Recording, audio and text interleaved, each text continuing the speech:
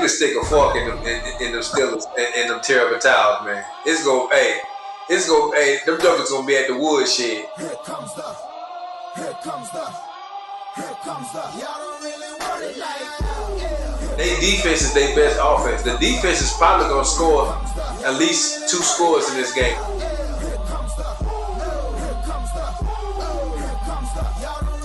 And as we both know, James Cook leads the league in rushing. And then we also know that Josh Allen is that guy that can utilize his leg. And the Josh Allen effect. Plus, Josh ain't got to play against Patrick Mahomes. He ain't got to play against Lamar. Hey, if not now, when? You know what I'm saying? This is supposed to be his opportunity. He ain't got Joe Burrows to worry about. Or it puts all of the onus on me. Now I gotta win. Since Patrick Mahomes ain't here, since Joe Burrow ain't here, since Lamar Jackson ain't here.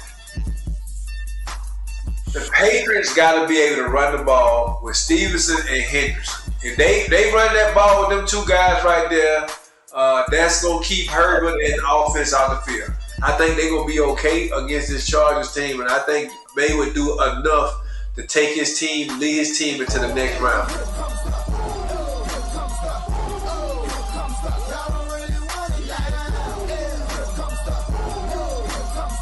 Saturday night, you got the oldest rivalry in football. The Green Bay Packers traveling back to Soldier Field to take on the Chicago Bears team that has been the Cinderella of the 2025 season. Number 2 seed versus number 7 seed. The Green Bay Packers, Griff, have been steadily declining for a variety of reasons. Ben Johnson has them believing that they are one of the best, not better, best teams in the National Football League, and Caleb Williams is earning the support that you would believe a number 1 overall draft pick would have.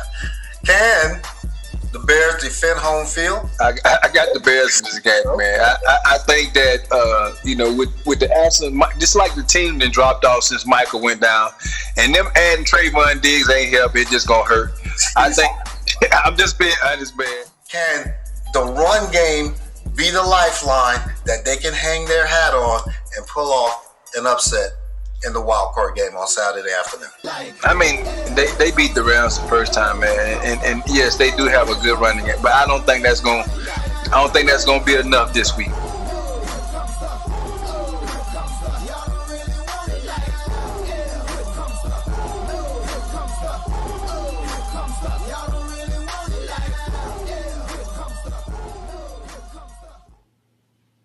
Greetings and good evening. Welcome to the RoundTable, ladies and gentlemen. Tonight is Tuesday, January 12th, 2026. I am Drew, and welcome to Wild Card Weekend in the National Football League, ladies and gentlemen. We are obviously going to go over each and every game that happened this past weekend. And of course, we're going to look ahead 7 short days away to the national championship game for the college football playoffs. Will Indiana capture that long-awaited football national championship? They've never had one in their 126-year history of playing football. We know that they are traditionally a basketball school, but they are going up against a team in the Miami Hurricanes that is going for their 6th natty, and it just so happened to be playing at the house in the Orange Bowl. Talk about that a little later. But, man, we had some excellent football this past weekend. Each one of these wild card games did not disappoint. Even last night's game did not disappoint. There were some frustrating moments for the Houston Texans fans, but y'all eventually pulled it out. Looking forward to the conversation tonight. Looking forward to the engagement. Shout out to everybody in the chat. Thank you for joining us wherever you are in this world on this chilly Tuesday evening, and spending a little bit of time with myself and Griff as we go over Week 19 playoff wild card weekend in the National Football League, and we get ready for the national championship game in the college football arena. Griff, hopefully you had a blessed, joyful, safe weekend. Whatever team that you were pulling for or parlayed based off of that introduction. We had some pretty interesting picks coming out of Friday night's show, correct in some areas, Maybe not in the other areas, but we gonna get into all of that. How are we doing on this fine Tuesday evening, Mike? Hey man, I'm doing good, man. Had a great weekend of football. Probably one of the best weekends of football in a long time. All these games were wild card worthy. That's all I can say. It almost felt like it was scripted. For real. I felt like based off how Joy just did the intro, I felt like I had copies of the script. Really? Based off what I the way I see the games going, man. So uh, Or just maybe it is that 45 years of studying the game of football, 45 years of intentionally following the game of football, 45 years of your life where you have actively participated in some way, form, or capacity in the game of football has led you to kind of have a little bit of insight as to what teams have done, which is a pretty good indicator of what they are possibly going to do, right? Shout out to Troy. You called yourself the Negatodamus of 2026 season. You said that a lot of visiting teams were going to win the games this weekend. 4 out of 6 teams that were the visiting team won those games this weekend. So shout out to you on that. Melissa, I see that you're here. Proud Steeler fans. Hey, you're showing up on time to take this medicine.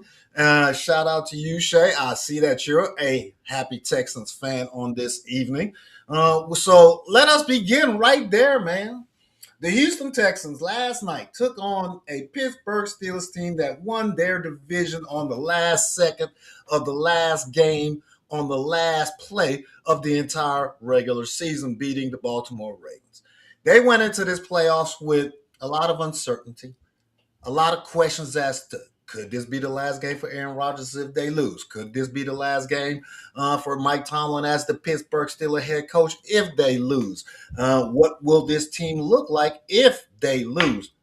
But they were playing at home.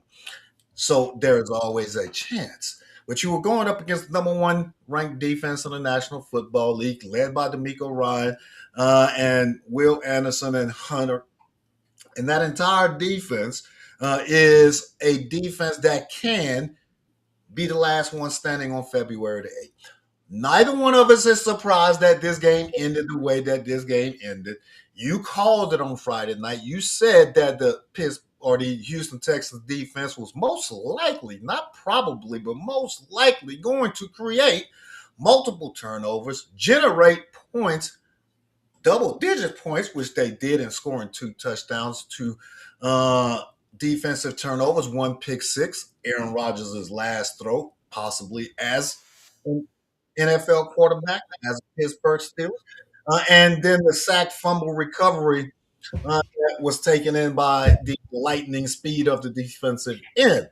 Griff, we'll talk about the Houston Texans and their path forward here later on in the show. But I want to spend quite a few minutes talking about the Pittsburgh Steelers and where do we go from here.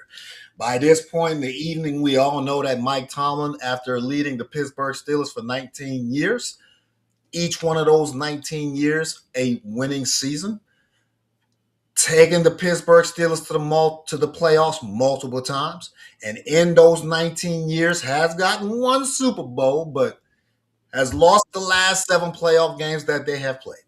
They have not won a playoff game since 2016. The time had come.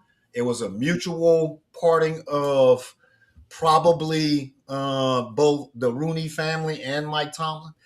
Where do you think the Pittsburgh Steelers go from here? And then we'll talk about Mike Tomlin in the second half of our Pittsburgh discussion. But where do the Pittsburgh Steelers go from here in going into 2026 based on how they are currently constructed, in your opinion? Hey man, hey, first of all, out of respect of my 2 friends on here, Tommy and Melissa, I won't beat their team up too bad. I would tell you that, I salute Mike Tomlin. 19 years is a long time to be a head coach on any team in the NFL.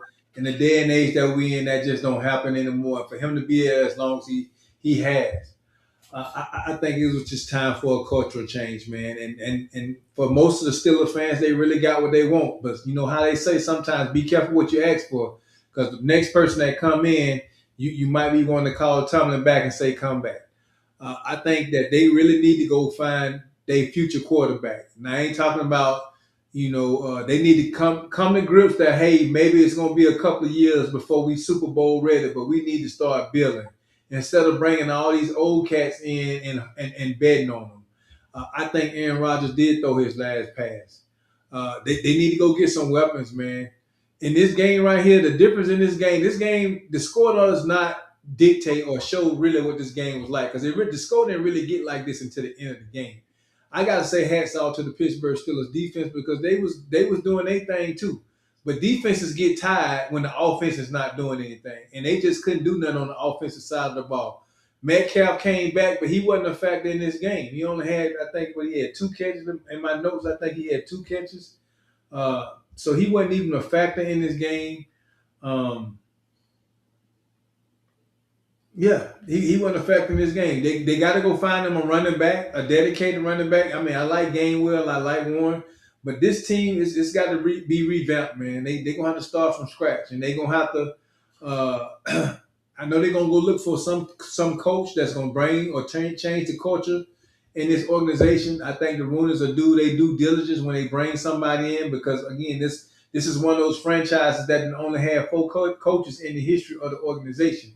So no, 3 coaches in the history of this organization: Chuck Noll, Bill Cowell, and Mike Tomlin. So they ain't just going to pick up anybody, but they're going to look for somebody to bring a culture change to this team.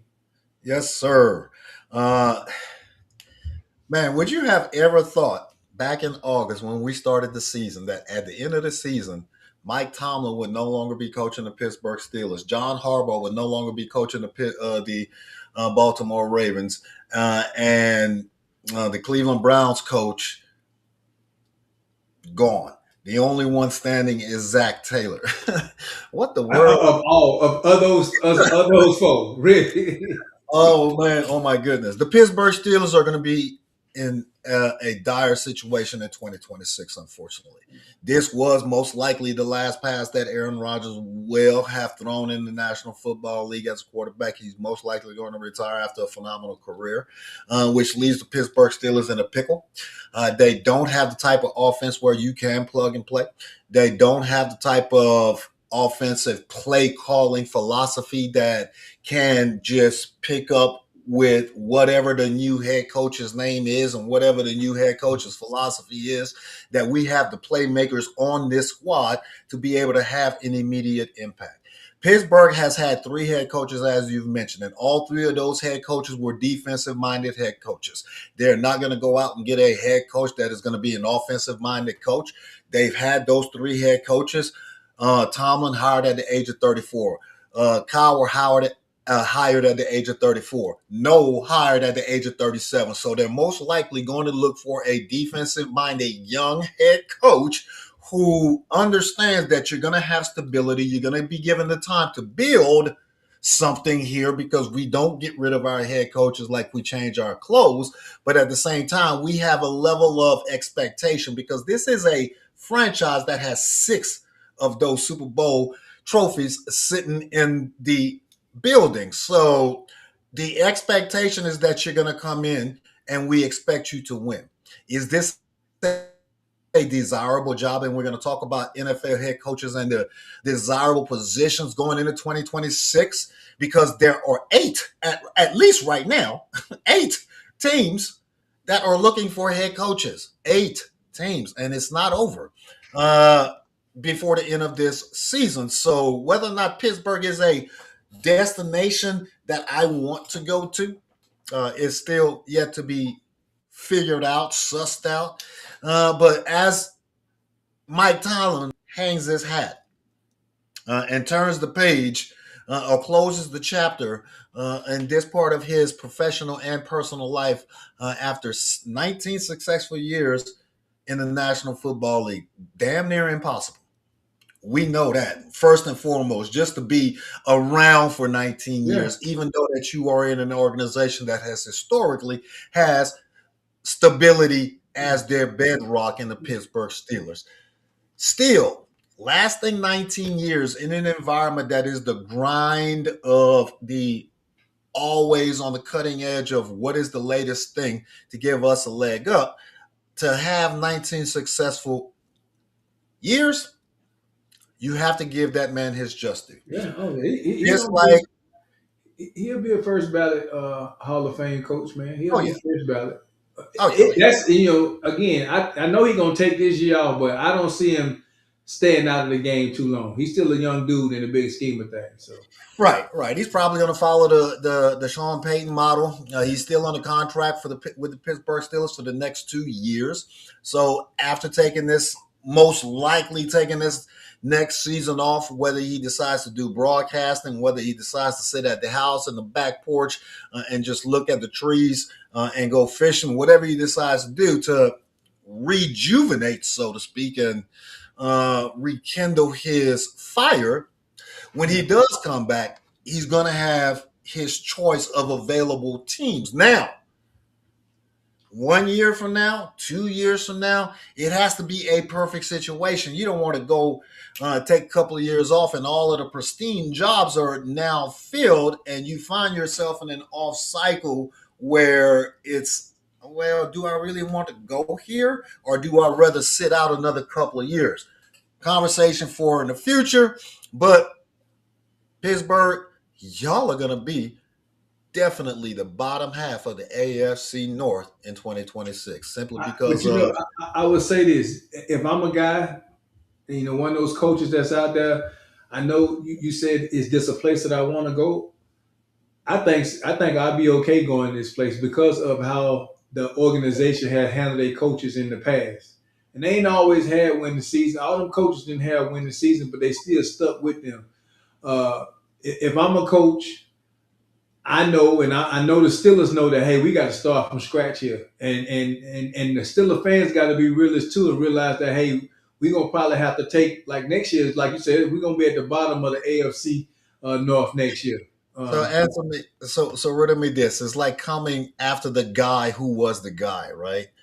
Do you want to be the guy? Do you want to be the head coach that knows that I'm going to be going in a rebuilding process, knows that I'm going to be going into a situation that, yeah, I'm going to have that stability, but am I going to have the front office support to go after the talent that I want? Or am I going to be dictated to as to the talent that I actually have on the team? Because since Roethlisberger's retirement, they've gone through a slew of quarterbacks that I don't believe Mike Tomlin would have selected if he had the final decision. I believe those quarterbacks were force-fed to him. I know Kenny Pickens was. Hometown kid, hometown selection. He was picked specifically to put butts in the seats. It wasn't because of his talent. Can't believe he was a first-round quarterback. But that is why he ended up in Pittsburgh. Trubisky ended up, or who was the other kid that was cycled through, who is still on the team now? But they went back to Randolph. They went back and brought Randolph back to the team. You had Mitch Trubisky on this squad. And we know about Russ and them. We know about Justin Fields. So, is the next head coach going to have the opportunity to buy the groceries, so to speak, I know you say come in and have a defensive minded person, but they need to go find a good. They might need an offensive mind. That when I say the big shakeup, this needs to be the big shake. I know what their identity has been over the years, but hey, you can go get you a good defensive coordinator, but you might need somebody with an offensive mind to come here and change this program around completely, because they have been looking lackluster in the last, even with them 19 years. Let's go back the last 10 years. That offense really has not been something to be writing home to your parents about. You're absolutely right. They have habitually been a 10-7 team, a 9-8 team, a 10-6 team when it was a 16-game schedule, or a 9-7 team, but have always had that successful winning season. They need to have a fresh outlook on offense, not necessarily an offensive-minded head coach, but an offensive guru at the OC position. But we shall see what the Pittsburgh Steelers have in 2026. We'll talk about what the Houston Texans bring to the table in the Divisional Round discussion a little later on in the show, and what happened last night for the Houston Texans on offense that should be of major concern because CJ, my guy, my man, you were looking a little bit confused last night. Hey, You man. were giving the ball What away. I've been telling you all year. Fail I've been telling you this. I know. Bro, I now understand the argument between CJ and Bryce Young. Bryce, hey, you're not necessarily a second option, but that was a great game last night, even though it ended up in a blowout with the final score. Still, Houston, y'all got work to do. Now, bruh, I was so looking forward to this game Saturday night. The oldest rivalry in the National Football League between the Green Bay Packers and the Chicago Bears. Chicago Bears defending NFC North champs, welcoming in the seventh seed, a team that they are very familiar with, their most disliked rival, where every time these two teams come together, there is passion exchange. This game was no different. Green Bay jumped all over Chicago, going up 21-3 in the first half. You thought Green Bay had this game in the bag. Many prognosticators, I believe Troy was one of them, that said Green Bay was going to blow the doors off of Chi-Town. But Caleb and them said, hold my beer. The coach of the year, Ben Johnson, put a second half together that took advantage of Green Bay's gaps, took advantage of Green Bay's lack of effectiveness and aggressiveness on both offense and defense, and led a comeback that is going to be talked about by the Bears and their fans for many moons to come. This is only Ben Johnson's first year, Griff. He done took over the NFC North. That's why we're talking about Matt LaFleur possibly leaving Green Bay. Is this the Bears' season to make it all the way, based off of what you saw Saturday night? No, they not the shuffling crew, baby. They ain't the 85 Bears. They I know they done made some Bears fans happy. I got quite a few friends that's Bears fans, and they should. But this game right here is Green Bay took their foot off of Chicago's neck. And when you go up and you got your foot on somebody's neck, you have to keep that's what Coach Cincinnati said. That's what he learned from Nick Saban. You don't take the foot off the gas, and they did. And they allowed Chicago to change the momentum in this game. They put pressure on Love. Love was throwing that second half. It's a tell of two halves. That first half, it looked like Love couldn't do nothing wrong. That second half, he passes just was going everywhere, and that defense was coming at him. So I blame that on coaching, man. And I don't think the coach should be fired. I think that's like one of them. Social media that said that, but I think Green Bay actually got a good coach. I don't think that he enough in this game for me to say that the guy should be fired. That's just me. Yeah, I talked about Matt LaFleur and his coaching future in Green Bay here on the back end of my comments, but I want to give the Chicago Bears the props that they so rightfully deserve. Troy just mentioned in the comments that Caleb Williams threw one of the prettiest fourth down passes in not only his young career, but in a pressure situation, in a big-time situation, in a game-saving situation, being that it was fourth down, and dropped it in the bucket over two defenders 30 yards down the field while he was running to his left with his right arm. That's what he do. Like a dime, right? It's time for us to realize that there was a reason that Caleb Williams was selected number one overall. Not necessarily for what he did the last couple of years at USC, but the potential that he had. The natural ability to, when he is completely in his element, to make spectacular football throws, make spectacular football plays. And it required that in the second half because Green Bay did have their foot on their neck, so to speak, proverbially, in the first half. Now, you got go ahead. You said it was coaching. I think it was players over plays in the second half, right? Chicago made some big time plays and some big time moments and rose up to the occasion where Jordan Love was not shining like he did in the first half. Caleb took that torch and ran with it. And of course, the momentum of the crowd, the support of the crowd helped in that comeback. But go ahead. You had something else you No, I wanted to just say? like you basically said what I was getting ready to say, man. They allowed that momentum to come back, man. Again, you talking about 2 missed field goals, a missed extra point. Just do the math. That's 7 points. Yeah. Score could be game could be completely different. Those we probably Chicago probably wouldn't even got those 31 points. They allowed the crowd and Caleb to get back in the game. My thing is this, and I turn it back over to you. You keep on living you live by the sword. They say you die by the sword. So keep I got on. It's gonna catch up with them eventually. That's all I'm saying. And Caleb, as much as he throws some nice passes, Caleb has the ability, and he did it last night or he did it on Sunday to get the ball away a couple of times too. And so with that, I think they got away from their run. I don't think they ran the ball as much as they could have. And Green Bay, you can definitely tell that Michael Parsons was not there. That hurt. That's what they was betting on to get them in the postseason. That's why they went and got him. And unfortunately, he wasn't there. We ain't gonna even talk about the other dude that went over there and put the jersey on and got embarrassed. He was all didn't play. Draymond came out there for one play and he got ran over. Hey, anyways,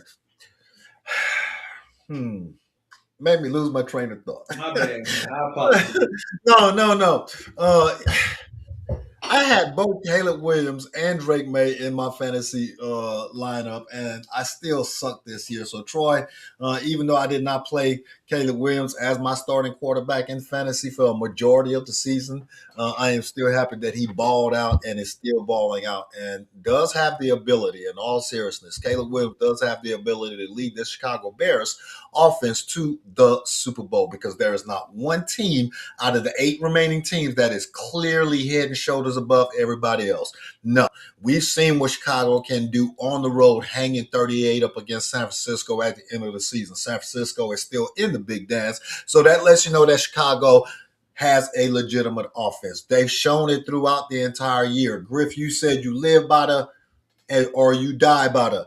Well, we've been living by it all year, and it's going to carry us all the way to the end. Hey. We said the same thing about Philly in their run game last year. And we finna talk about that right now. we sure. But the Bears, hey, they have the potential to go all the way. They just have to play, like you said, they did not do enough of run the ball in their next game. And if they're able to win that one in the NFC Championship game, but the focal point of the offense has to be through the run. And Caleb and the passing game has to be able to complement it with a supporting defense that is opportunistic as they continue to be in creating turnovers. So kudos to the Bears. Now, for Matt LaFleur and the Green Bay Packers, what do they do in 2026? One, Matt LaFleur will be back with Green Bay in 2026. They will correct whatever it is as it pertains to the contract negotiations because he is one of the best offensive minds in the National Football League. He is one of the better coaches in the National Football League, at least in the regular season.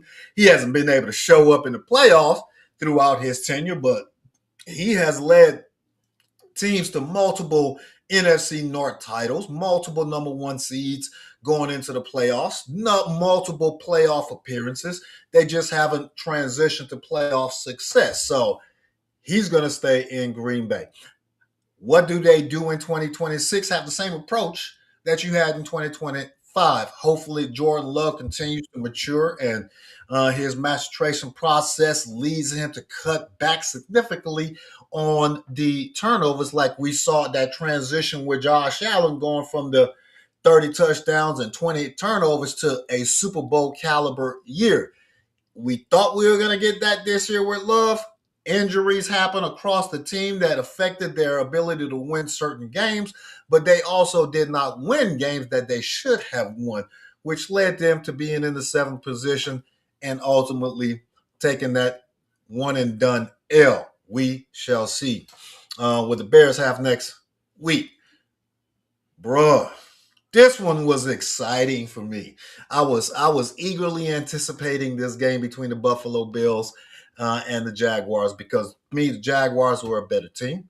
The Buffalo Bills had a bigger playmaker on their side than Josh Allen, but I assumed the hometown environment, the 9-game winning streak that the Jaguars have been on, the momentum that they carried into the playoffs, were going to be able to stifle whatever Josh Allen was going to be able to produce, be able to stifle whatever James Cook could have possibly generated in the run game.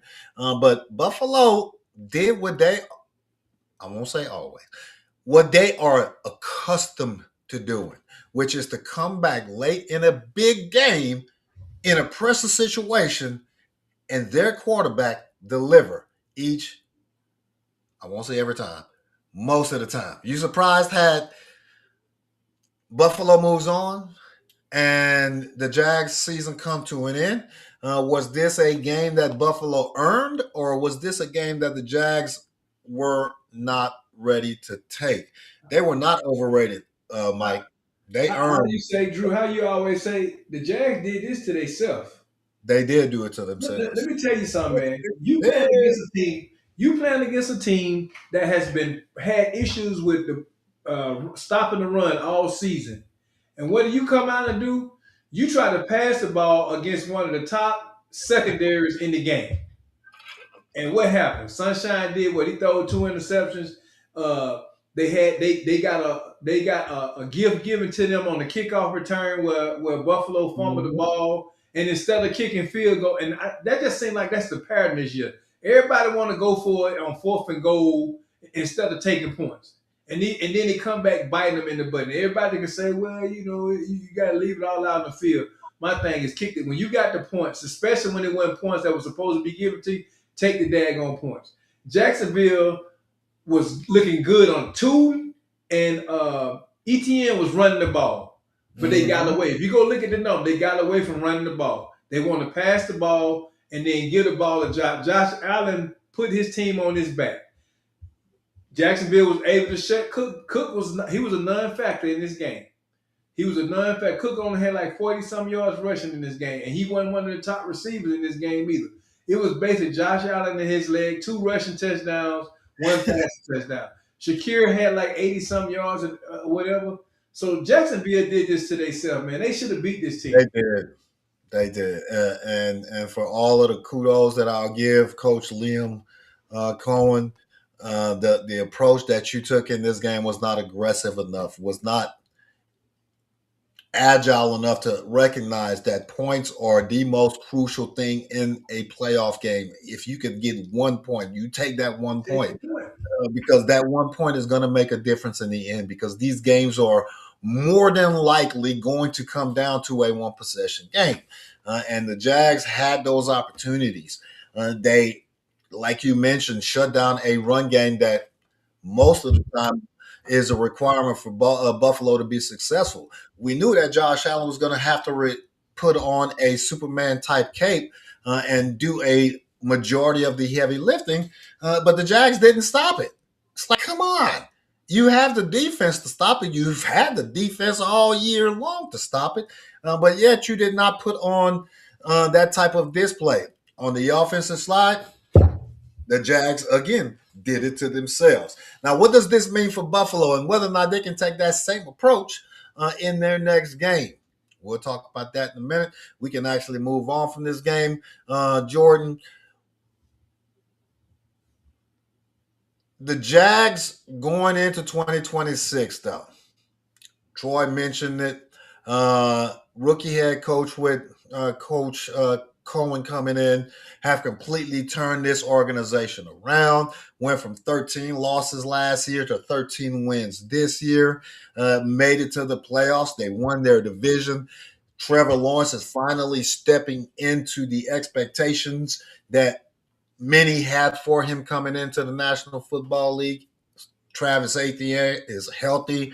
You have a phenomenal duo in Thomas Jr. and Jacoby Myers. So you And have look, the Washington is that guy. That's who Troy talking about, number 11. Washington is the guy that was eating them up yesterday. And we ain't gonna talk about Travis Hunter be back next year too. I haven't even completely forgot about Travis Hunter. So the Jags going to be looking good in 2026 as long as they can stay healthy. Now, Griff, this game right here, Mike, I know this brings a lot of warmth to your heart based on the result, but if this is not the epitome of what the Eagles have looked like for 18 games throughout 2025, I simply don't understand how you are coming fresh off of a Super Bowl dub, know what your offensive identity was that carried you to that Super Bowl in a dominating way. I don't care that you have a new offensive coordinator. The identity is the identity, but yet they could not find that identity all year long. With the amount of talent that this team has on offense, they had 72 offensive plays. San Francisco had 50 offensive plays. But yet the Eagles could not find the end zone. Dropping passes, not protecting the quarterback, stupid penalties at critical moments, bringing back first downs that were accomplished. We talked about the Jags doing it to themselves.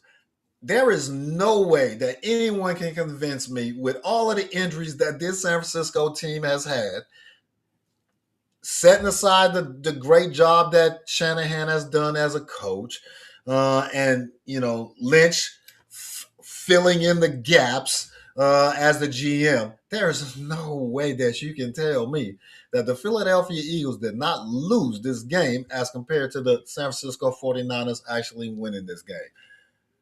What was wrong with your second favorite quarterback and his team all year long?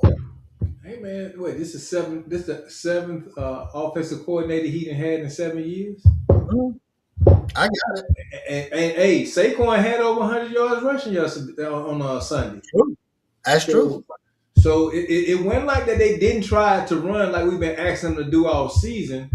But I would tell you, the man that been crying for the ball dropped the ball and two drive ending drops.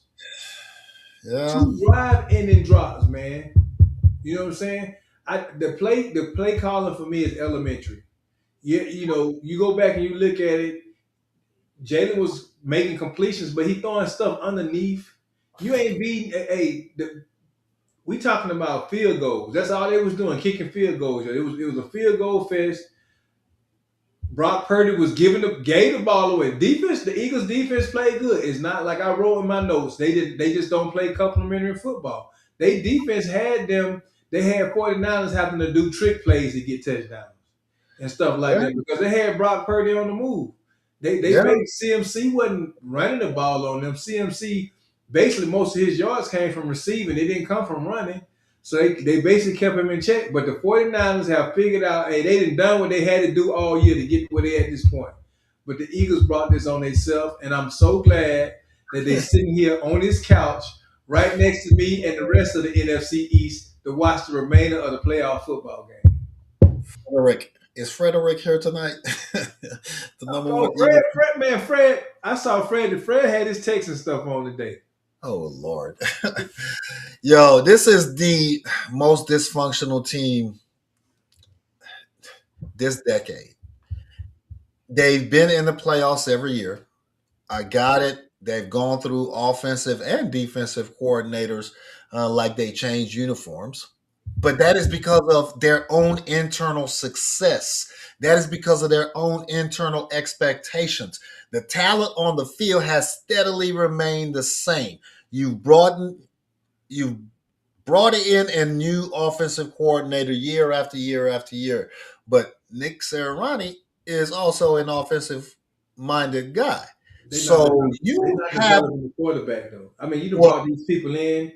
Jalen, as much as I love Jalen Hurts looked like the Jalen Hurts that was. Somebody said is if they would have had the Oklahoma Jalen Hurts, they probably would have won. But they had the Alabama Jalen Hurts, and I'm just speaking the real. He has not been developed as a passer. I take him any day because the kid is a winner. But when it comes to games like this, when I need him the most, when I need to make certain plays, Jaden is a guy that won't throw the ball unless he know you open. At least he think you open. He's not that guy that's going to throw the ball, and he has the talent with Devontae Smith, with Goddard, with AJ Brown, and all those other guys today. Even Saquon out the backfield. But sometimes, man, I think they play too careful, too cautious. If you ask me, they don't take chances. And that's because the quarterback ain't been developed. There are a whole lot of things that go into formulating a player, right? Jalen Hurts is who Jalen Hurts is. That is not saying that he is not developed enough. That is not saying that he has reached his peak potential. Jalen Hurts has a particular approach to playing the game of football that has worked for him his entire life. It has produced a lot of fruit based on the labor that he has put in. So Jalen Hurts does not need to be developed, in my opinion. He made the necessary throws in this game to get his team in a position to win the game. It was because of the pure high school level vanilla offensive play calling that the team ended up in the situation that they ended up in. They did not get the separation that they usually get with Devontae and AJ Brown. AJ Brown had the fumbleitis of the hands this entire game, whether or not he was in his head, whether or not he has already checked out mentally and was ready to depart the team if the team lost this game, whether or not he's going to be with the team in 2026. It does not matter. It does not affect how Jalen Hurts has played as the starting quarterback for this team, understanding that he has had a new offensive coordinator every single year of his professional career. That lets you know how good of a quarterback that this young man is, because he's able to adapt in real time to whatever philosophy that this new offensive coordinator wants to try, and he makes it work and produces fruit. First time in 20 plus years that y'all had back-to-back NFC East champs. He's been in a Super Bowl twice in the past 4 years. He's won one. They've been in the playoffs every year. He's been a starter. It ain't Jalen Hurts. It's the people on the sideline. It's the people on the sideline. You rest your case? You rest your case, Your Honor? Yes. Daggone it. You're going to stop putting me in a position to where I have to defend these Alabama quarterbacks. No, you ain't got to defend. You know I love my Alabama quarterbacks. I don't care what nobody say. All of them. All of them. Mac Jones, Tua. Look, Tua, Jalen. I love all my guys. The Eagles did it to themselves. They should have won this game based off of how the San Francisco 49ers are currently, man. The injuries that they suffered. George Kittle going down early in the game with a torn Achilles. That's another thing that's going to hurt them in the next round. Yeah, going up against Seattle, that is going to just beat them down. But, again, they're the cardiac kids, and I call them the cardiac kids for a reason. You find a way if you have the will. And they seem to have the will, because as long as CMC is healthy and Brock Purdy is healthy, they have a chance, right? Because the makeshift wide receiver core is working for them. So Jennings is very reliable, very dependable, and does have that ability to separate. So look for the game this weekend between the 49ers and the Seahawks that we'll talk about here in a little bit. Not to be something that is going to be one-sided, even though they're playing up in the 12th. Man, Kyle Shanahan is going to have something planned. This was the first game of the weekend. I said that the Los Angeles Rams were going to win this game in a rematch between these two teams, but I did not think that the Carolina Panthers and the young Bryce Young were going to play as well as they played. Griff, the Carolina Panthers are better than what their record says they are. They could have easily won this game. We said it on Friday night that this would have been the biggest upset of the weekend if this was to happen. But the way that this game unfolded, Carolina was right there in the very end. And it took Matthew Stafford coming back with Puka and the entire offense to snatch victory from the jaws of defeat.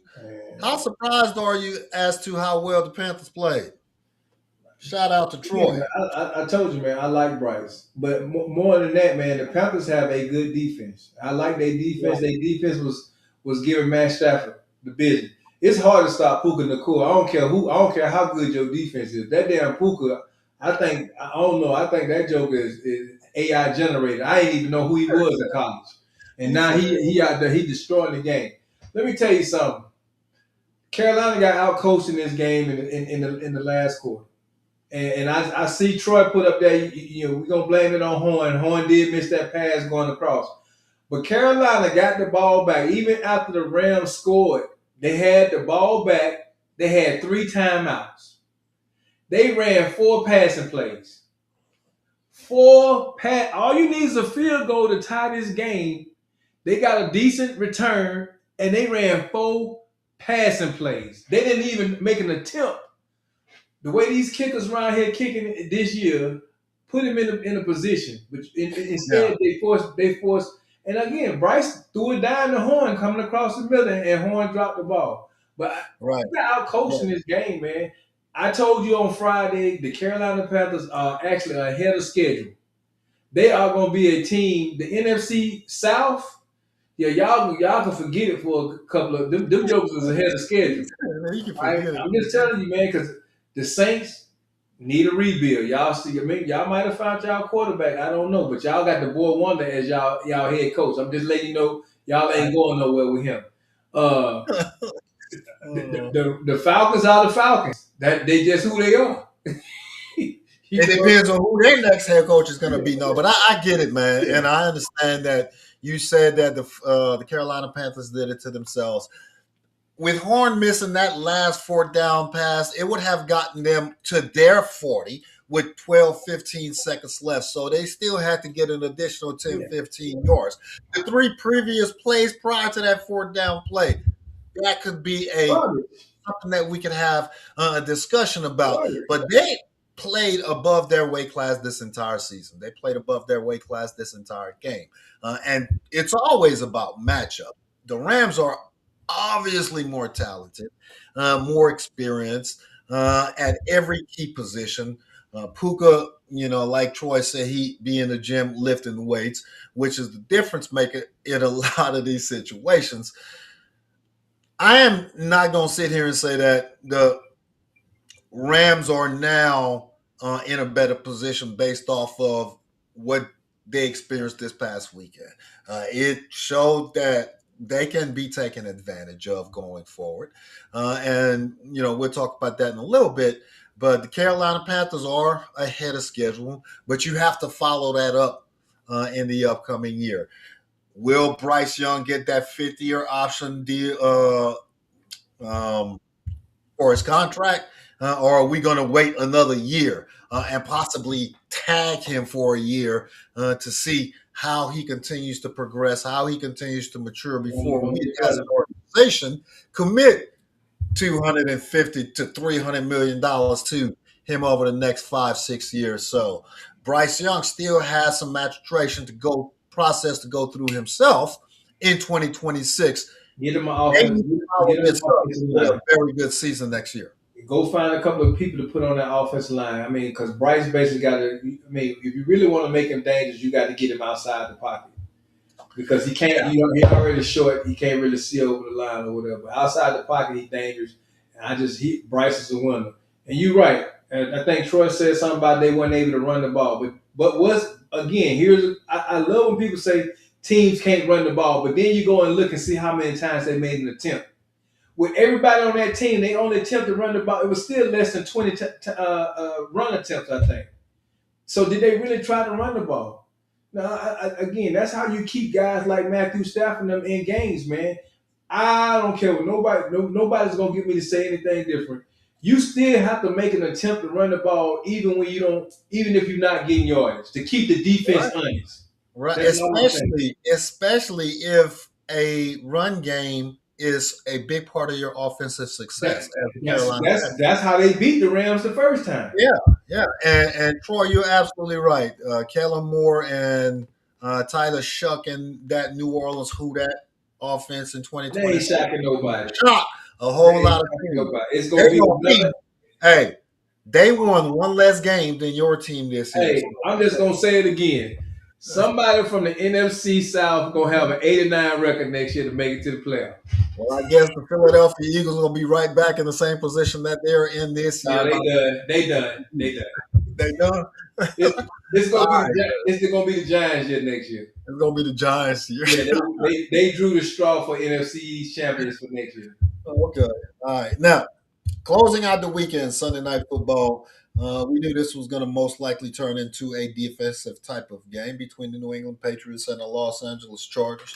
But Mike Vrabel was able to put together a defensive scheme to shut down Justin Herbert, limit the success that he and his number one target, Keenan Allen, may have been able to have, shut down a run game that was hopefully looking to have an impact.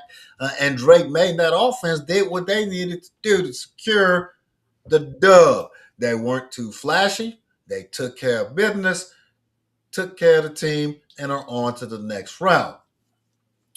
For the Los Angeles Chargers heading off into the offseason, seeing what Jim Harbaugh has done in his first 2 years and the success that he has brought back to the Charger faithful, what do you think they need to do heading into the offseason, heading into the draft? Where do we need to focus as an organization to ensure that we are competing with Denver and I won't even say the Chiefs, because the Chiefs will be without Patrick Mahomes for a vast majority of the year, most likely. And if he does start the year, how limited will he be? Will he be fully recovered? I doubt it. So their primary competition heading into the offseason and into next season will be Denver. Because we know the Raiders going to come on. What do the Chargers need to do this offseason to improve? They need to shore up their offensive line and get some other receiving threats. I mean, Keenan Allen, man, I mean, good guy, but again, he had the back end of his career. Mm-hmm. One of those guys where it's time to. I like what's the guy, McCloskey from Georgia, but again, not a huge threat. They got not huge threats. They need to get somebody that's a threat, somebody that can complement maybe McCloskey or whatever on the other side. They had injuries in the backfield. Najee Harris got hurt, but he'll be back. I like Hampton. I like Vidal. But this game, as I look at this game, man, this is when this is probably the worst game I've seen Drake May play all year, to be honest. And that's because the Chargers got a good defense. Mm-hmm. They have a very good – this was a field goal fest. It was a defensive game and a field goal fest, and the Patriots just happened to be the ones to keep the most field goals. Both of the quarterbacks was the leading rushers on their respective teams. The Patriots got all that running power that the Patriots got over there that I said that they needed to utilize. Drake May was the leading rusher for the Patriots in this game. That's wild. Wow. Yeah. Go check it. He led them with 66 yards carry. He carried the ball for 66 yards. Stevenson and Hendricks, neither one of them had that many yards rushing the ball. And Herbert led the Chargers in rushing. The Chargers' problem was they was 1-10 on third down. You can't win that way. You say you can't win that way. You say you can't win that way. Sacked 6 times. That man was sacked 6 times. He was running for his life. Right. As it pertains to Justin Herbert. Yep. And I got it. With him, both he and Drake May being the leading rusher for their respective teams. Sometimes that has to be the formula for success based on the type of defense that you're playing. We're going to talk about it here in a little bit, whether or not Drake May's legs need to be used against the Houston Texans defense because of their run stop ability. Troy, bro, it's going to be a long night. You and I know that your Raiders going to be right where they are next year as they are right here today, no matter who the head coach is going into 2026. You're going to have a rookie quarterback. You're going to have a rookie quarterback based off of who plays good in next week's game. You're going to have a new head coach. Tom Brady going to be in people's ear. overwhelming the quarterback. Y'all gonna suck. Man, Troy said his Raiders is in Beaumont. They didn't even go to Galveston. They in Beaumont. In Beaumont. They in Beaumont at that casino. Oh man, They're in Beaumont at that casino next to I-10. man, they didn't even go to Galveston, man. They went to Beaumont, man. God, Man, I tell you. No, but for the New England Patriots and whether or not Drake May is setting himself up for success. This was one of those games where we do what we need to do to win in this playoff game. It doesn't have to look pretty. We just need to make sure that we secure this dub. And the defense played shut down defense, and Mike Grable saw it going well into the third quarter that even though we are to keep our foot on the gas defensively, it was more of a just protect the game ball, kill some clock offensively so we can get up and get out of here as healthy as possible and prepare to play our next opponent, which is going to have not only the similar type of defense that we have, but are slightly more aggressive than we are at key skill positions on defense. And I need to say my young quarterback and the run game. So going into the offseason, man, the Chargers, they need to look at focusing on plussing up on the offense, getting some receivers in the draft or bringing in a couple of good veteran receivers that have top end speed to open up that offense. I know Jim Harbaugh's type of coach that is run first, but you need to utilize the strong arm of Justin Herbert. It needs to be at least 50% of the offense in 2026. As long as he is healthy and you have a receiver that is able to take the top off the defense, you increase your ability to score and control the clock. He started the season off pretty good, man. It was because they was running the ball. But then they lost Najee Harris, they lost Hampton, and then it came strictly on him having to get him throwing the ball. And so again, with a healthy offensive line and some, and it's good kids coming out of college in those spots, they can easily go get some guys to come in there and play. But that's what he gonna need, man. Yeah. Phenomenal wild card weekend of football. And the Super 14 has dwindled down to the Elite 8. And there are 8 teams remaining vying for the Vince Trophy. We'll take a quick look at this weekend's games, spend a couple of minutes on each one of these, talking about the matchups and what teams have to do based off of where they are playing. Now, first one I want to talk about is Superman traveling into the number 1 seed's backyard. Can Josh Allen lead a Buffalo Bills offense that is very, very capable, but absolutely undependable unless he is on his game, right? Because we saw what James Cook was not able to do this past weekend against Jacksonville, and a passing game between Shakur, Coleman, whoever else is catching the ball, if James Cook is bottled up, it's always going to be on Josh. And again, when a defense is good that goes up against the Buffalo offense and is able to disrupt the flow that Josh Allen has, it creates problems. Josh Allen presses, it creates turnovers. Josh Allen tries to extend plays, it creates sacks that don't have to be sacks because he could throw the ball away. Griff, what does Josh Allen need to do to ensure that he plays within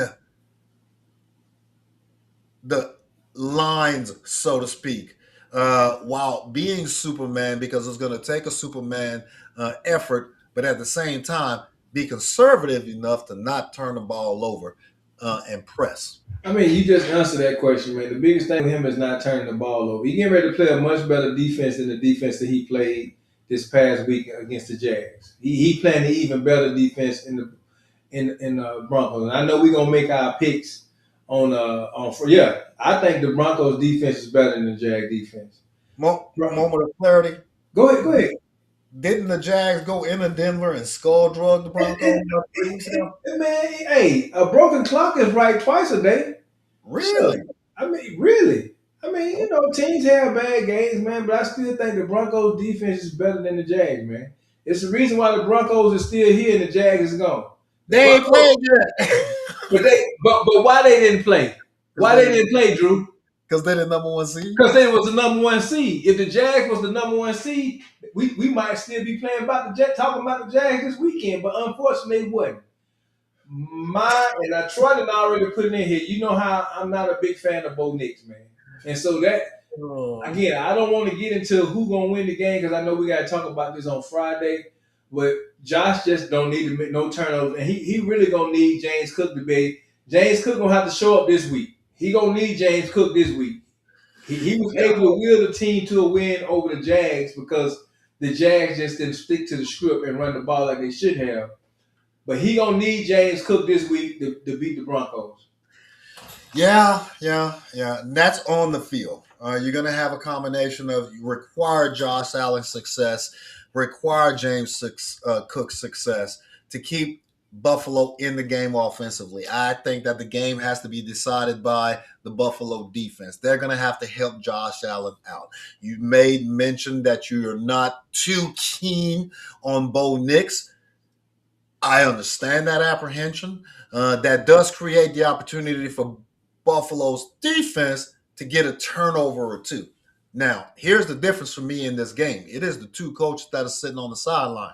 Being that I'm extremely familiar with Sean Payton and his coaching approach in big-time games and the aggressiveness that he not only takes, but when he takes those aggressive approaches during those games, it's going to be down to coaching and defense.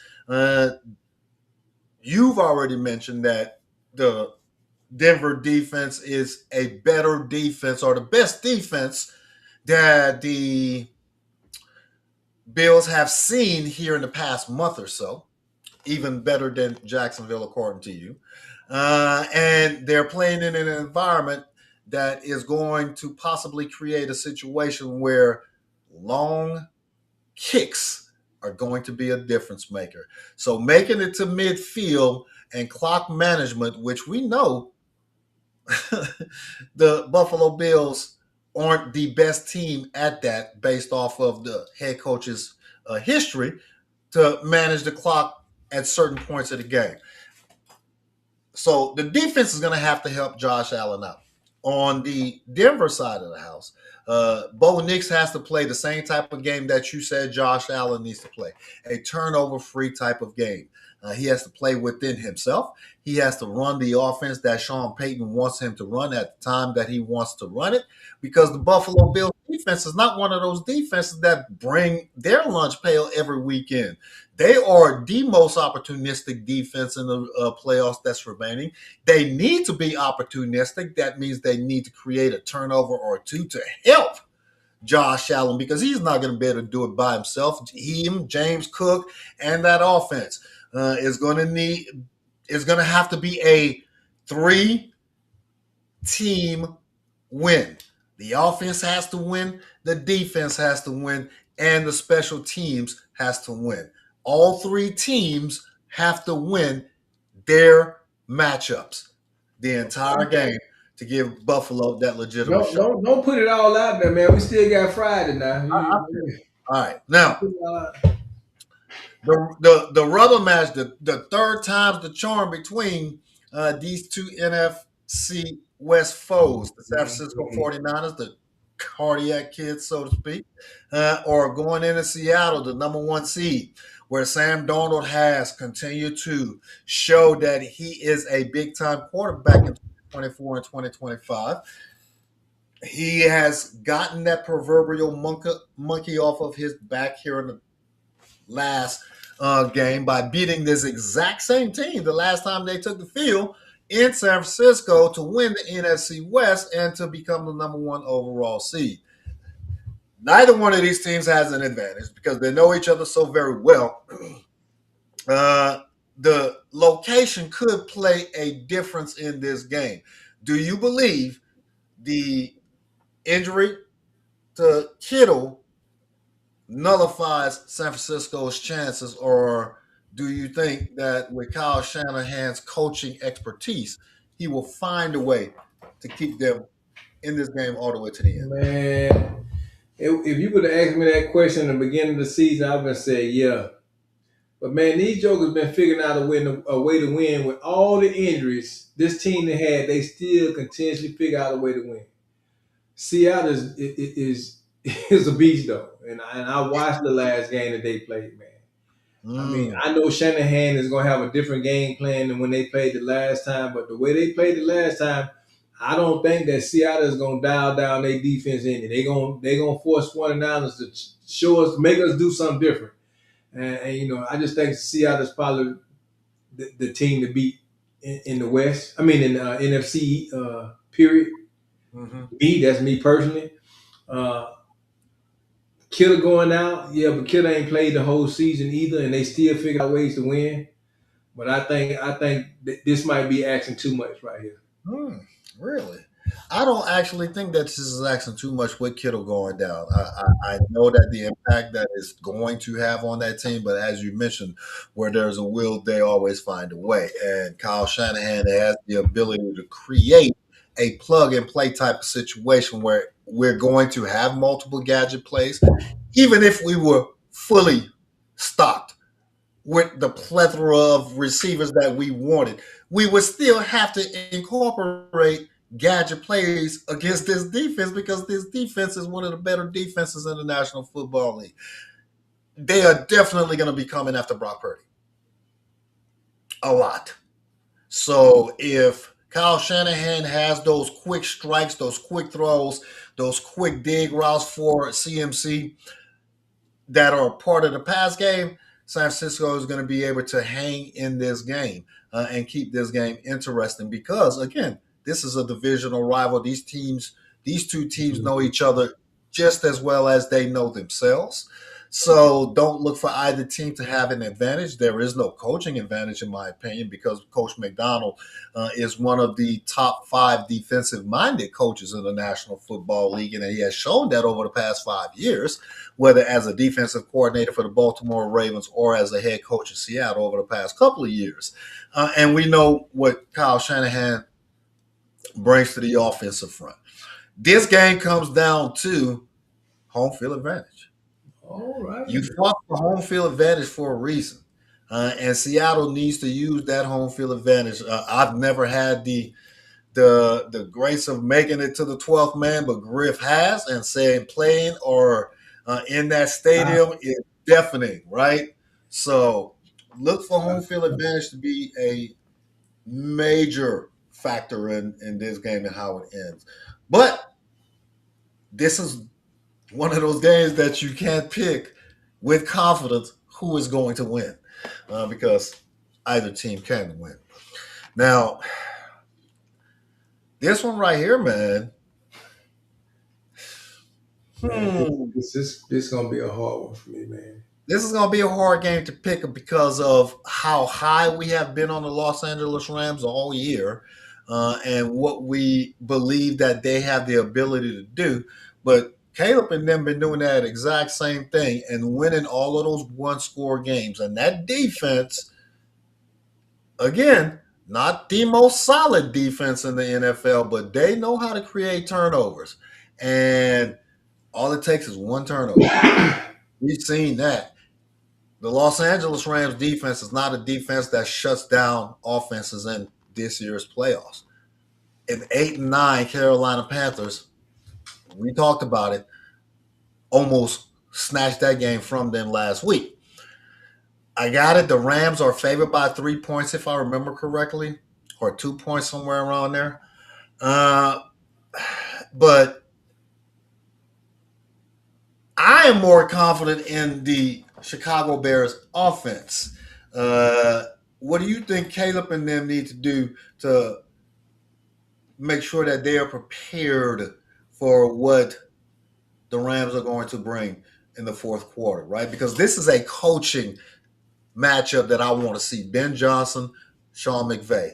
Which approach is going to win the night? I want to see them two running back. I want to see them two running backs control this game. And Troy bring up a good point. The Rams, who have not been that good at stopping the run, they was able to stop the Panthers in their running game this weekend. But I still say the Panthers didn't run the ball enough. Um, but I think this is a game that the Bears can't afford to wait to the fourth quarter to try to come back and win. Because you got a quarterback on the opposite team that can go score for score with Caleb. And has an offense that has the ability to do that. And is not afraid of pressure, unlike who they just played against or whatever. So I would like to see them. I would like to see them come out there and use Swift and use the dude who name started with an M, the other running back that they got out there, and allow that to control the game against this Rams team. But oddly enough, both of these teams have the same type of approach and acceleration throughout the games. They don't usually score early, but both of them finish very strong in the second half. So it'll be interesting to see which team is able to get clicking earlier or first in this game and to possibly build a lead and then just play ball, keep away the second half, because they both have that same style, at least here in the second half of the season, to fall behind in the first half, make it up in the second half, and close the game out with key drives. The Rams will come out scoring. I mean, again, the Rams will come out scoring. Chicago is that team that they have been a team that like to wait to the second half to make adjustments and stuff like that. The Rams will come out scoring. I just think the Rams need to make sure that if they come out scoring, don't do what Green Bay did. Don't take your foot off their neck. Yeah, I'm looking forward to this game. This is going to be the most exciting game of the weekend for me, simply because of the hype associated around the Rams and all of the hype that has been generated from Caleb Williams and Ben Johnson's success in their first year together. And the possibilities are endless. They could actually make it to the Super Bowl in 2025. So they win this game. If they win this game, they're losing the NFC Championship game. I'm just telling you, this is not their year. If they win this game and Seattle some way, somehow finds a way to lose to San Francisco, Chicago going to the Super Bowl. They're not going to the Super Bowl. It's not their year, man. I already seen it. I saw the script. Clock it. I saw the script, man.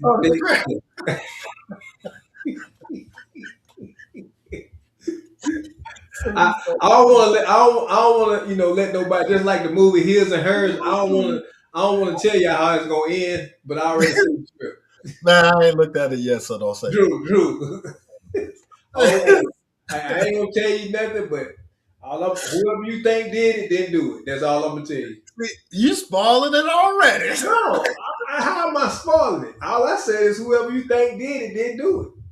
Okay. That ain't telling you nothing. Now I'm gonna start thinking about who could possibly have done it and why. I'm not gonna think that it's not you. It's actually the other person. But anyways, you won't get it right. I don't care. I ain't trying to get off football. I promise you, you won't get it right. And don't nobody in the chat, y'all. If you seen it, don't say nothing. Y'all would have really ruined it. Hey, this one, bro, is the battle of the defenses. Which defense is going to stand up? We talk about Houston's defense traveling. We saw what it did last night against the Pittsburgh Steelers. They're going to have to do a repeat performance against a slightly better offense. I don't believe that the New England Patriots have one of those well-oiled machine offenses in 2025 that is to be feared. They are a run-first team. Drake May has had a very, very, very good year in the passing game and has been a very good bus driver of this bus. He is not the guy yet, at least in my opinion, but they've hung their hat on their defense for the New England Patriots. Now, we talked about the Houston Texans and their game earlier against the Pittsburgh Steelers and how very good that defense performed, creating multiple turnovers, putting a lot of pressure on Aaron Rodgers, multiple sacks, interceptions, pick sixes, fumble recovers, touchdown, blah, blah, blah, blah. But we did not talk about my guy, CJ Stroud, and that offense and the lackluster effort that they put up based off of the multiple turnovers that CJ simply created on his own by not providing security of the ball, the miscommunication on multiple occasions between himself and his center, where that created a turnover, but could have possibly created more turnovers. D'Amico Ryan just seemed to be so frustrated on the sideline and could not do anything in real time. But can Houston travel to New England with another subpar performance from that Houston offense, especially if Nico Collins remains in concussion protocol and expect to win? Yeah, they still can because of the defense. It's because of the defense. I mean, they did not win this game last against the Steelers because of that offense. It was because of the defense. The defense put them in situations. I'm thinking that they'll go back to the drawing board and it won't be these snaps and stuff like that. The moment was probably too big for the center or whatever. But what I did see when they did make some moves, hey, yeah, Nico Collins got his concussion, but then Kirk, he came and he played. Kirk did his thing. Yeah. That run game. Woody Marks had over 100 yards rushing. Yeah. That was pretty good, man. So I just think this defense is the difference between the Patriots and the Steelers. Though Drake May can run the ball, Aaron Rodgers can't, and so he was just sitting duck while them jokers was coming up.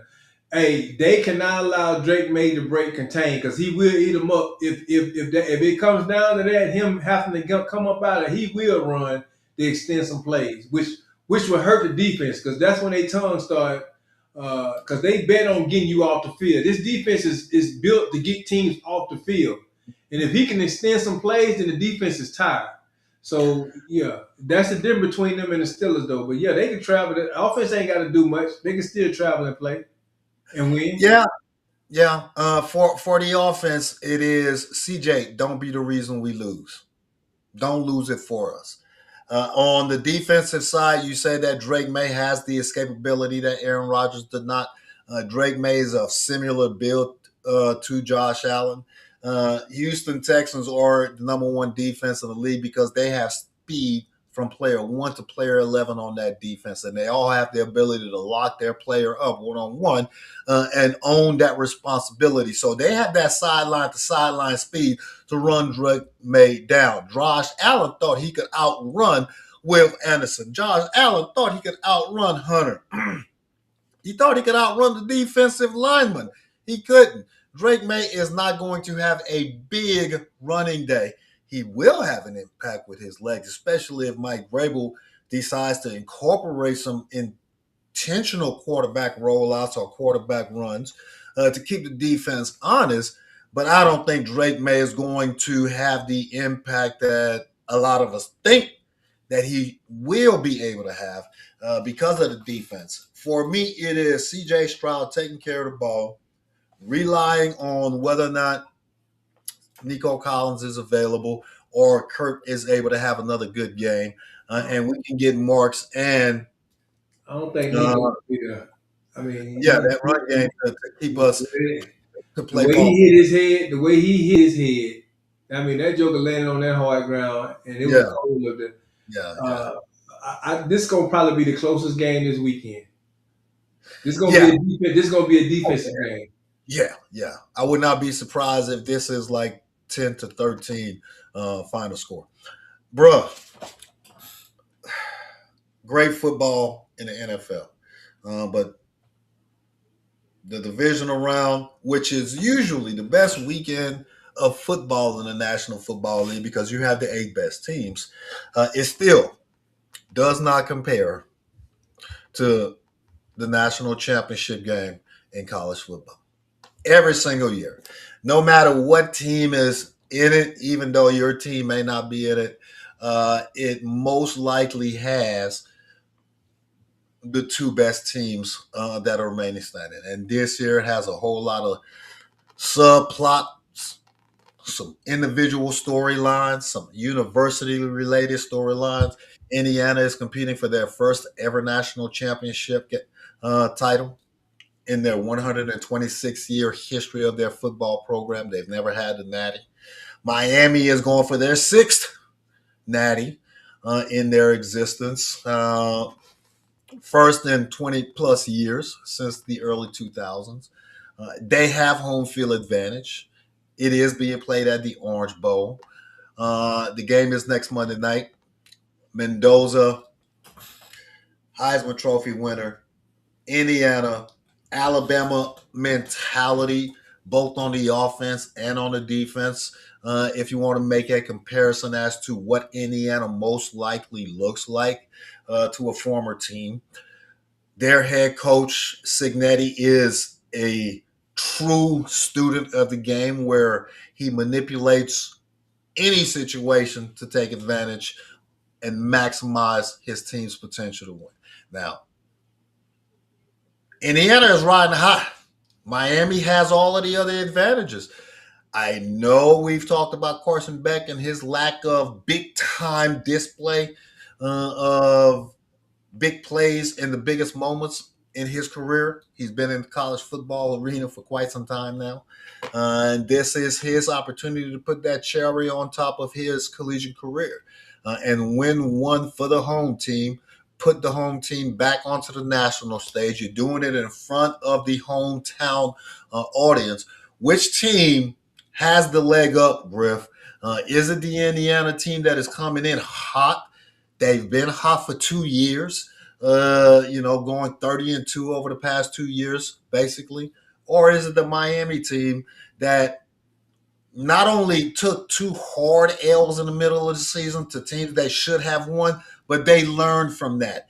And they've gone through the gauntlet in the college football playoffs by going into Texas A&M and winning a hard-fought game against them, and then beating the national champions, Ohio State Buckeyes, when nobody thought that they were going to be able to do it, to get to where they are.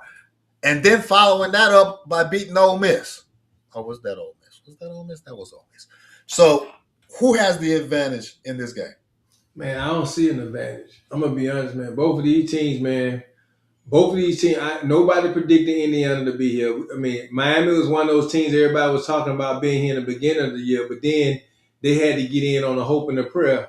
And everybody's like, oh, the committee got it wrong by having them here. And all they've done is prove that they're supposed to be here. I mean, if you want to give an advantage to somebody, Miami is playing at home. They got the home field advantage. But I would tell you, man, both of these guys come from the Nick Saban tree, the coaches.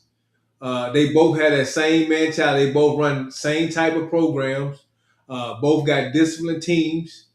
I just, man, when I look at this game, man, this is what I think. This is what saved the committee. This game right here, as far as it playing out the way it's playing out. And I'm just glad to see some other teams that's playing for the championship game other than what we normally see, even though I'm a big SEC guy, man.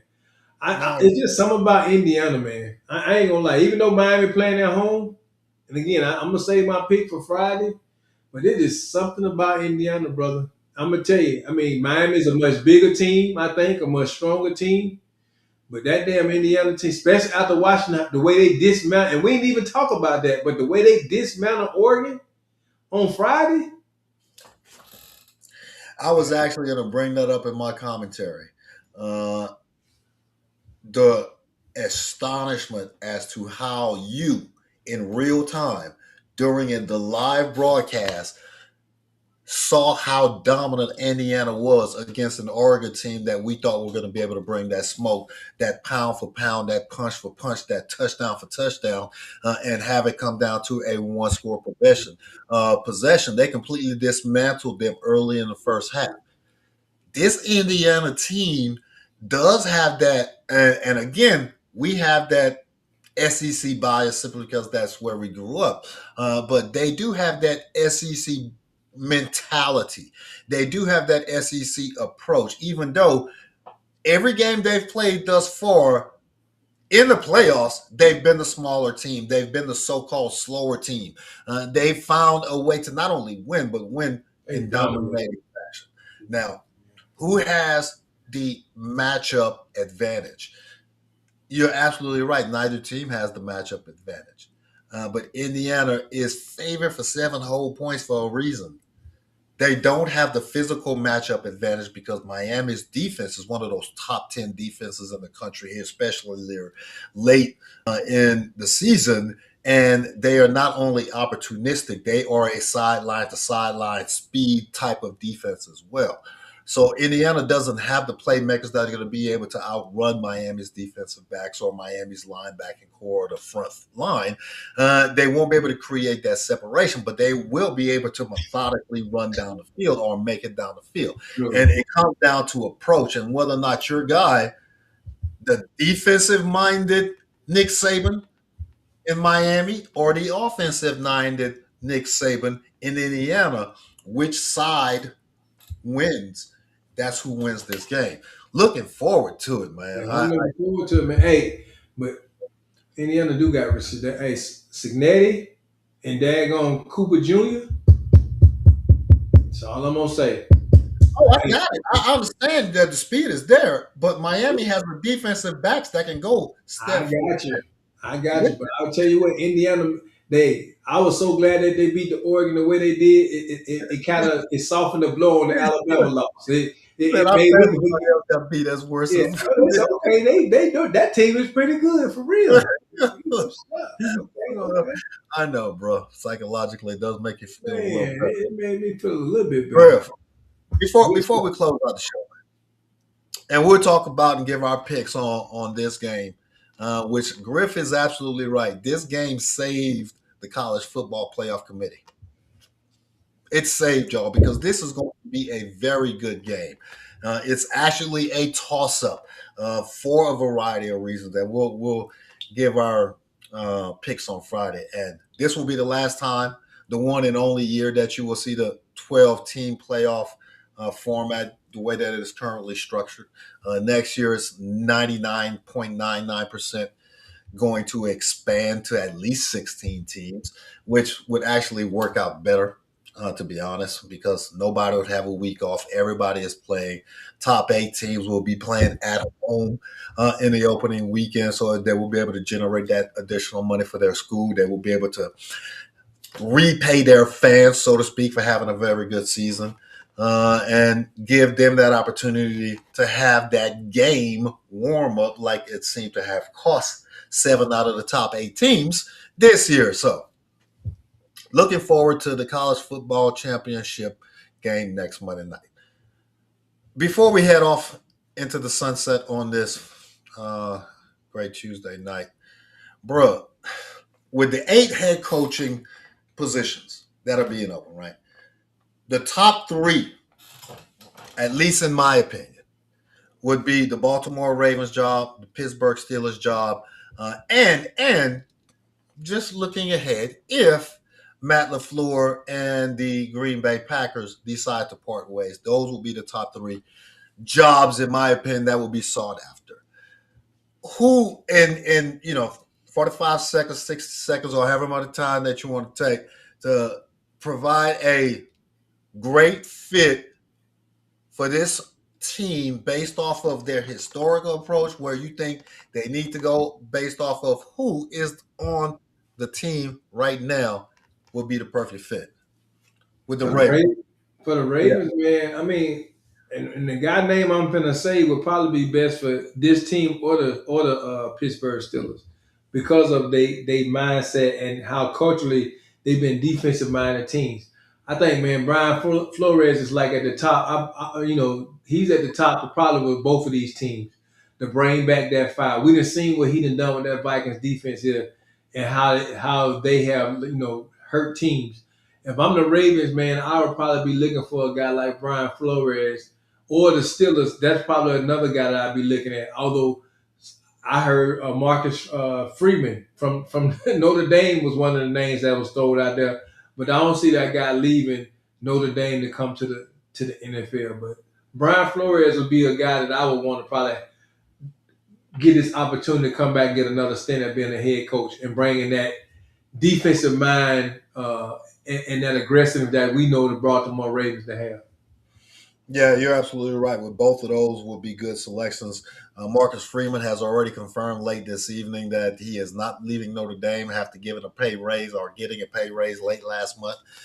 So he is staying at Notre Dame. Brian Flores will be the number one option for me as well to go to the Baltimore Ravens simply because of the defensive-minded approach that he not only takes but has the credibility to walk into the door first day and say, hey, we getting ready to bring the old Raven style of defense back to the table and hire an offensive coordinator that would actually ensure that they take advantage of the talents of both Lamar Jackson and Derrick Henry and Zay Flowers and Andrews and everybody else on that offense to put the best product on the field to make sure that we are not only competing for the division, but are going to back to the playoffs first year and hopefully make it to the Super Bowl. Brian Flores will be my one and only option. If not for Brian Flores, I would, if this person becomes available, Matt LaFleur would be the second option for me to become the Baltimore head coach. But, I don't believe that Matt LaFleur is going to depart Green Bay, but we shall see.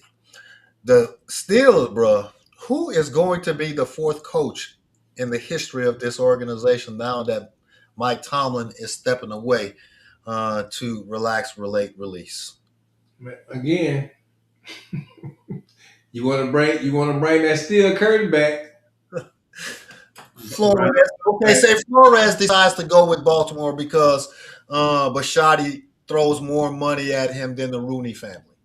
I know this is going to be unpopular, but it's that coach that just left the Browns that already know the division. Stefanski?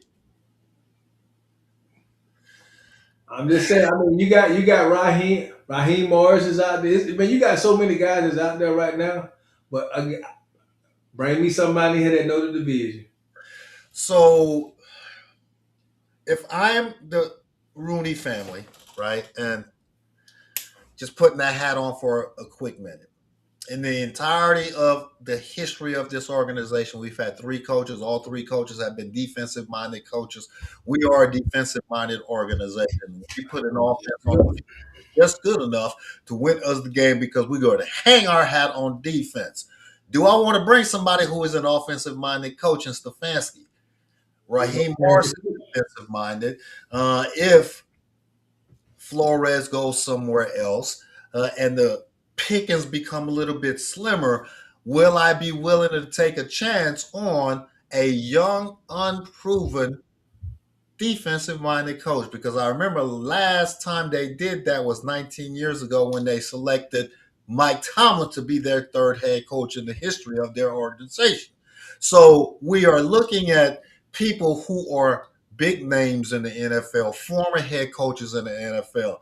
The Pittsburgh Steelers may already know who they're going to pick, and it may be a no-name person from Youngstown University or something. You just never know with this organization, bro. But it's going to be interesting to see because that coach is going to be the guy to come after the guy and is going to have an organization to where he's going to have to start from scratch. You're going to have a number one receiver in DK Metcalf who is going to be clamoring for the ball, and depending on what kind of deals you can work in the offseason, you're going to be sucky for a quarterback in the draft because you're going to be picking at the bottom of the half of the draft. If you don't get a quality veteran quarterback in the free agency market in the offseason, y'all are definitely starting off at the bottom of the barrel. You just might be below the Cleveland Browns if Shadur Sanders can submit his starting position status for 2026. So we're going to see what the Pittsburgh Steelers got because y'all are getting ready to find out what you go through when you get change that you seek. Because I heard a whole lot of people in week 13 say, fire Mike Tomlin, fire Mike Tomlin. We getting ready to see what y'all going to do. Be careful what you ask for. Be careful what you ask for, Melissa. She said, "What you been smoking, bro?" Melissa said, "What you been smoking?" My bad. My bad. And finally, if He ain't going nowhere. That man ain't going nowhere. let's just say, for shits and giggles, if the Green Bay Packers can't figure out a way to work out the contract with Matt LaFleur and he gets the job the very next day at the Giants or at the Ravens or at the Steelers, he would be he would be the only offensive minded head coach that I could see going to Pittsburgh and be able to still maintain that defensive frame of mind because he would allow a defensive minded defensive coordinator to run it the way that Pittsburgh traditionally runs it. And he would focus on improving an offense that has barely been good enough in the past decade to do anything in the playoffs. That's where they need change. They don't need change on defense. They don't need change on approach. They don't need change on philosophy on the defensive side. They need to create an offense that is actually trustworthy to put up 24 plus points a game. They barely hit 17 a game throughout the season. If Matt LaFleur departs Green Bay, he would be a perfect fit in Pittsburgh. But like you said, he probably ain't. Man, if he was in the league, man, that was just mess up the coaching carousel thing altogether. Jokers would be like, it'll change everything up, bro. But say like your former head coach Mike McCarthy, where He you going to the Titans, man. The Titans. I can see Mike McCarthy either gonna be with the Titans or he gonna be with, could possibly even be with New York. how about the Dolphins? Man, The Dolphins looking for a head coach. The they Dolphins got looking for a quarterback. I didn't even think about that, man. But he is a senior citizen. And Mike McDaniel. Will Mike McDaniel He gonna be take a somebody. He gonna be somebody OC. He ain't getting no head coaching job. He gonna be somebody OC. He like Cliff. How about Cliff Kingsbury? Where's Cliff Kingsbury gonna land? Somebody OC. Cliff Kingsbury think he gonna get a head coaching job. That's why he departed Washington. He think he gonna be somebody's head coach next year. I don't know. The way that they're handing out head coaching positions nowadays, they just rotate one failure for another failure. I would like. Hey, he would be a good fit with. You know what? He'll be a good fit with the Browns. That'll be the right guy to be up there with Shador and Dylan. Kingsbury. As what? The head coach? I mean, if they're looking for a head coach and they want somebody to groom or take their quarterback to the next level, he'd be the guy to do it. I would tell you a team that would probably look at him that could be definitely probably be a good offensive coordinator, the Eagles. He ain't getting no head coaching job though. I don't think he should get a head coaching job either, but you never say never, so we shall see. You're right, man. You're right. You're absolutely right. Yeah, but Matt LaFleur most likely will stay in Green Bay. If he doesn't stay in Green Bay, he will be the hottest commodity. Where do you think Jim Harbaugh or John Harbaugh lands? I think he goes and becomes the coach at the New York Giants for the New York Giants. That'd be cool for the Giants. I think Troy would probably want him out there for his Raiders though, so he could play against his brother. That would be cool. I could see that happening. I could definitely see that. I could definitely see that happening because the young, what's Al Davis' son name? Yeah. They would turn over control of that organization to John Harbaugh, where he will be able to pick key personnel to create the type of team that he wants. I could see that happening. He would be a very good fit in Las Vegas, but I think he would eventually end up in New York. Troy said Todd Munchen gonna go to the Dolphins. Okay. As what? the what? The head coach? Then the Dolphins will definitely be down in the cellar for another decade. Al Davis' son name is Mark Davis. Okay, yeah. So yeah, if I think the two best positions or locations for John Harbaugh would be New York or Las Vegas. Atlanta would not be bad for him, but Atlanta has an offense that needs to be on an offensive-minded coach. That's what ended up costing Raheem Morris. He's a defensive-minded coach when all your talent is on offense. You're mismanaging your offense, my guy. And it ended up costing you in those 4 years where you underperformed and you underdelivered. So stick with what you know. Cater to what is on your team. Baltimore needs to hire an offensive-minded head coach. An offensive-minded head coach that is proven to have success. An offensive-minded head coach like a Ben Johnson, like a Matt LaFleur, like a McVay, that has the backing of previous success. They have one of the top 2, if not top 1, offenses in the National Football League with Lamar Jackson, the most talented quarterback in the National Football League. Derrick Henry, the most gifted fullback / running back in the National Football League. Zay Flowers, who can take the top off of defense. Andrews, who's a dependable tight end. So, and they are all still in their prime. They need to have an offensive-minded head coach who will not turn the reins over to an offensive coordinator who is either afraid of pulling the trigger or just does not know how to manage a game in real time and does not know how to make in-game adjustments and sticks to the playbook that we put together 2 weeks ago. And they will be able to get right back to being competitive in the AFC North and in the AFC. So we shall see, man. We shall see. Looking forward to these games this weekend. Great show tonight. Looking forward to the college football championship game next Monday. We'll pick those games this Friday night. Any closing comments for anything that we discussed tonight or for the roundtable? No, man. You know how I like to just say thank you to the roundtable family again. As always, the commentary is always good. Love to see y'all here. Appreciate y'all for being here. I cannot tell y'all that enough.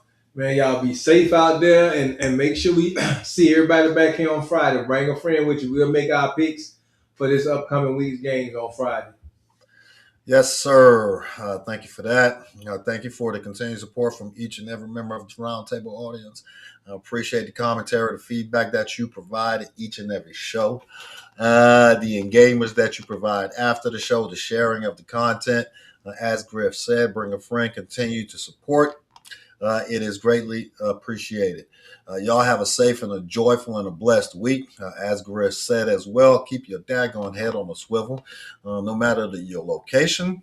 And always make sure that you protect yourselves and those that are closest to you. And we shall see you all back here on Friday night as we predict the biggest weekend in the National Football League, the Divisional Round of the playoffs, where you have the Elite 8 settling it on the field. And we also have the college football national championship game on Monday night. So this is the biggest weekend in football across both spectrums.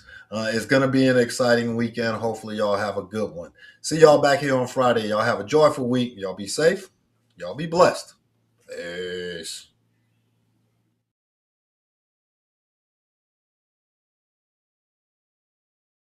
You can stick a fork in them Steelers in them terrible towels, man. Them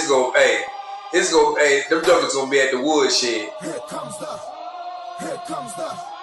Y'all don't really want it like that. They defense is their best offense. The defense is probably gonna score at least 2 scores in this game.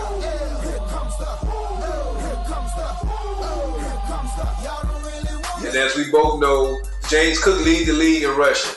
And then we also know that Josh Allen is that guy that can utilize his legs. And the Josh Allen effect. Plus, Josh ain't got to play against Patrick Mahomes. He ain't got to play against Lamar. Hey, if not now, when? You know what I'm saying? This is supposed to be his opportunity. He ain't got Joe Burrows to worry about. Or it puts all of the onus on me. Now I gotta win. Since Patrick Mahomes ain't here, since Joe Burrow ain't here, since Lamar Jackson ain't here. The Patriots got to be able to run the ball with Stevenson and Henderson. If they run that ball with them 2 guys right there, that's going to keep Herbert and offense out the field. I think they're going to be okay against this Chargers team, and I think May would do enough to take his team, lead his team into the next round.